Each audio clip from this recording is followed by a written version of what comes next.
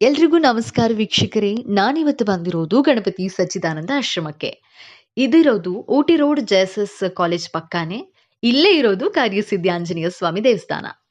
ನಾನಿವತ್ತು ಒಬ್ಳೇ ಬಂದಿಲ್ಲ, ನನ್ನ ಜೊತೆಗೆ ಇಬ್ರು ಫ್ರೆಂಡ್ಸ್ನ ಕೂಡ ಕರ್ಕೊಂಡು ಬಂದಿದ್ದೀನಿ. ನಾನು ಪ್ರತಿ ಶನಿವಾರ ಬರ್ತೀನಿ, ಬಂದು ದೇವ್ರ ದರ್ಶನವನ್ನ ಮಾಡ್ಕೊಂಡು ಹೋಗ್ತೀನಿ. ಮನ್ಸಿಗೇನೋ ಒಂಥರ ಸಮಾಧಾನ. ಅದೇ ರೀತಿ ಈ ವಾರ ಕೂಡ ಬಂದಿದ್ದೀವಿ.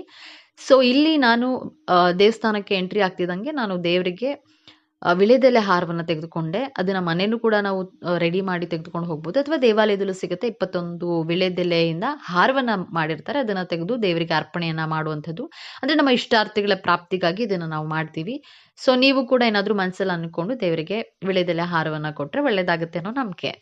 ಇನ್ನ ಈ ದೇವಾಲಯದಲ್ಲಿ ಒಂದು ವಿಶಿಷ್ಟ ಸಂಪ್ರದಾಯವೆಂದ್ರೆ ಆಂಜನೇಯ ದೇವರಿಗೆ ತೆಂಗಿನಕಾಯನ್ನ ಅರ್ಪಿಸೋದು. ಭಕ್ತರು ತಮ್ಮ ಭೇಟಿಯ ಸಮಯದಲ್ಲಿ ಗೊತ್ತುಪಡಿಸಿದ ಪ್ರದೇಶದಲ್ಲಿ ತೆಂಗಿನಕಾಯಿಯನ್ನ ಕಟ್ತಾರೆ ಮತ್ತು 16 ದಿನಗಳ ನಂತರವಾಗಿ ಅವುಗಳನ್ನ ಹಿಂಪಡೆಯಲು ಹಿಂದಿರುಗ್ತಾರೆ.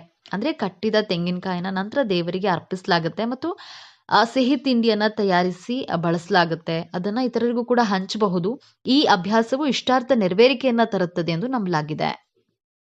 ಇನ್ನ ಈ ದೇವಾಲಯ ಪ್ರತಿದಿನ ಬೆಳಗ್ಗೆ 8 ರಿಂದ ಮಧ್ಯಾಹ್ನ 12ವರೆಗೆ ಕೂಡ ದರ್ಶನದ ಸೇವೆಯನ್ನ ನೀಡುತ್ತೆ. ಇಲ್ಲಿ ಪಾತಾಳ ಆಂಜನೇಯ ದರ್ಶನಕ್ಕಾಗಿ ನಾಮಮಾತ್ರ ₹10 ತೆಗೆದುಕೊಳ್ಳಲಾಗುತ್ತೆ. ಈ ದೇವಾಲಯದ ಒಳಗಿನ ಕಾರ್ಯಸಿದ್ಧಿ ಹನುಮಾನ ವಿಗ್ರಹವು ಸುಮಾರು 200 ಟನ್ ತೂಕದ ಏಕಶಿಲೆಯ ಆಂಜನೇಯ ಶಿಲ್ಪವಾಗಿದೆ ಎಂಬುದನ್ನ ನೀವು ಗಮನಿಸಬೇಕಾಗಿರುವಂಥದ್ದು. ಇನ್ನು ಸುಬ್ರಹ್ಮಣ್ಯ ಆಚಾರ್ಯವರ ಒಂದು ಮಾರ್ಗದರ್ಶನದಲ್ಲಿ 18 ನುರಿತ ಶಿಲ್ಪಿಗಳ ತಂಡವು 10 ತಿಂಗಳ ಕಾಲ ಈ ಬೃಹತ್ ಸೃಷ್ಟಿಯ ಸಂಕೀರ್ಣವಾದ ಕೆಲಸವನ್ನ ನಡೆಸಿದೆ.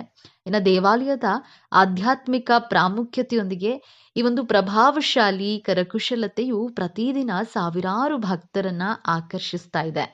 ಇನ್ನು ನಾವು ನನ್ನ ಫ್ರೆಂಡ್ ಇನ್ನೊಬ್ರು ಬರೋರಿದ್ರು, ಅವ್ರಿಗೋಸ್ಕರ ಕಾಯ್ತಾ ಇದ್ವಿ. ಅವ್ರು ಲೇಟಾಗಿ ಬಂದ್ರು. ಸೊ ಹಾಗಾಗಿ ಲೇಟಾಗಿ ಹೋಗಿ ದೇವ್ರ ದರ್ಶನ ಮಾಡ್ಕೊಂಬಂದ್ರೆ ನಾವು ಅಲ್ಲಿವರೆಗೂ ಆಚೆ ಕೂತಿದ್ವಿ. ಮತ್ತೆ ಇವತ್ತು ಬೇಗ ಬಂದಿರೋದ್ರಿಂದ ದೇವ್ರದ್ದು ಒಂದು ಲೇಸರ್ ಲೈಟ್ ಇರುತ್ತೆ, ಆ ಲೇಸರ್ ಲೈಟ್ ನೋಡಿನೇ ನಾನು ಹೋಗೋದು. ಸೊ ಹಾಗಾಗಿ ಅದಕ್ಕೋಸ್ಕರ ಕಾಯ್ತಾ ಇದ್ವಿ. ನನ್ನ ಫ್ರೆಂಡ್ ಕೂಡ ಬರೋದು ಲೇಟ್ ಆಗಿತ್ತು, ಡ್ಯೂಟಿ ಮುಗಿಸಿ ಬರೋ ಅಷ್ಟು ಲೇಟ್ ಆಗಿತ್ತು. ಸೊ ಹಾಗಾಗಿ ಅವ್ರಿಗೋಸ್ಕರ ಕಾಯ್ತಾ ಇದ್ವಿ. ಕೂತು ಒಂದಷ್ಟು ಮಾತಾಡ್ತಿದ್ವಿ. ಜೊತೆಗೆ ಇಲ್ಲಿ ಒಂದಷ್ಟು ಪುಟಾಣಿ ಮಕ್ಕಳು ಸಿಕ್ಕಿದ್ರು ನಮಗೆ. ಅವ್ರಗಳ ಜೊತೆ ಮಾತಾಡ್ತಾ ಟೈಮ್ ಪಾಸ್ ಆಗಿದ್ದೇ ಗೊತ್ತಾಗ್ಲಿಲ್ಲ ನಮಗೆ ಹೇಳ್ಬೇಕಂದ್ರೆ. ಅಷ್ಟು ಕ್ಯೂಟ್ ಮಕ್ಕಳಿದ್ವು.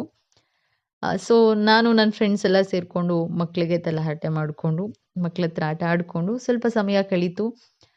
ನಂತರ ಅಲ್ಲಿ ಶುರುವಾಗಿದೆ ಲೇಸರ್ ಲೈಟ್. ಅಂದ್ರೆ ಅಲ್ಲಿ ಕಾಣಿಸ್ತಾ ಇದೆಯಲ್ಲ ವಿಗ್ರಹ, ದೇವ್ರದ್ದು ಪ್ರತಿಷ್ಠಾಪನೆ ಆಗಿರುವಂಥದ್ದು ಆಂಜನೇಯ, ಅಲ್ಲಿ ಲೇಸರ್ ಲೈಟ್ ಅನ್ನ ಬಿಡ್ತಾರೆ. ಪ್ರತಿ ಸಲ ಇದನ್ನ ನೋಡ್ಬೇಕಾದ್ರೂ ನನ್ನ ಕಣ್ಣಂಚಲ್ಲಿ ನೀರು ತುಂಬಿಕೊಳ್ಳುತ್ತೆ. ಯಾಕೆ ಅಂತ ಗೊತ್ತಿಲ್ಲ.